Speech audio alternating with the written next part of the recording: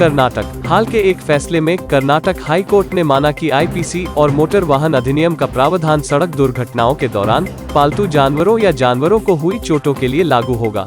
विशेष रूप से अदालत ने फैसला सुनाया कि भारतीय दंड संहिता की धारा 279 के तहत रैश ड्राइविंग का प्रावधान केवल इंसानों पर लागू होता है, न कि किसी पालतू जानवर पर। न्यायमूर्ति सूरज गोविंद राज ने 21 अक्टूबर को एक 21 वर्षीय व्यक्ति द्वारा दायर एक याचिका पर सुनवाई करते हुए फैसला सुनाया, जिसमें उसके खिलाफ कार्यवाही को रद्द करने की मांग की गई थी, जिसमें उस पर पालतू कुत्ते की मौत का आरोप लगाया गया था।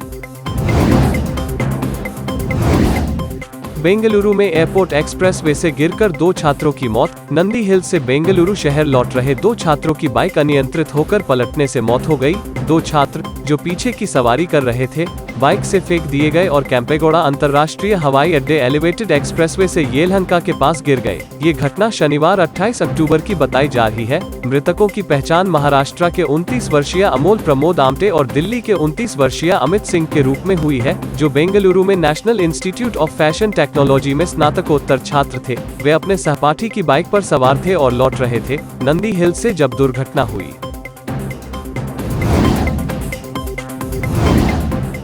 कर्नाटक राज्य बायोएनर्जी डेवलपमेंट बोर्ड के अधिकारी पेट्रोल में इथेनॉल का प्रतिशत बढ़ाने के लिए तेल निर्माण कंपनियों के साथ काम कर रहे हैं, ताकि यह सुनिश्चित किया जा सके कि राज्य में उत्पन्न बड़ी मात्रा में इथेनॉल का पूरी तरह से उपयोग किया जा सके, जबकि वाहनों से होने वाले प्रदूषण को दूर करना है और जीवाश्म ईंधन पर निर्भरता को समाप्त करना। फिलहाल हर लीटर पेट्रोल में 10% एथेनॉल मिलाया जाता है, लेकिन अधिकारी केंद्र सरकार के तय लक्ष्य को पार कर 85% तक एथेनॉल मिलाने का काम कर रहे हैं।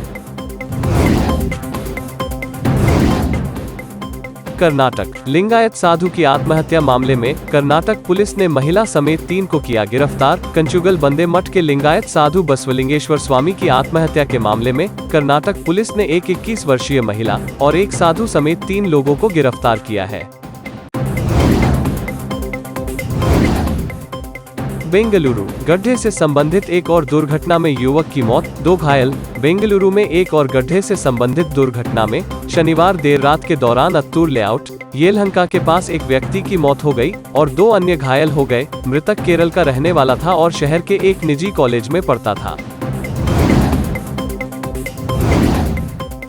पुनीत राजकुमार के लिए कर्नाटक रत्न। रजनीकांत जूनियर एनटीआर समारोह में होंगे शामिल। 1 नवंबर को दिवंगत कन्नड़ फिल्म अभिनेता पुनीत राजकुमार को मरणोपरांत कर्नाटक रत्न पुरस्कार से सम्मानित किया जाएगा। शनिवार 29 अक्टूबर को पत्रकारों को संबोधित करते हुए राजस्व मंत्री आर अशोक ने कहा कि मुख्यमंत्री बसवराज बोम्मई इस साल कर्नाटक रत्न पुरस्कार शो को यादगार बनाना चाहते हैं। तदनुसार पिछले 10 दिनों में प्रयास किए गए थे। उन्होंने कहा कि रजनीकांत इस कार्यक्रम में भाग लेने के लिए सहमत हो गए हैं।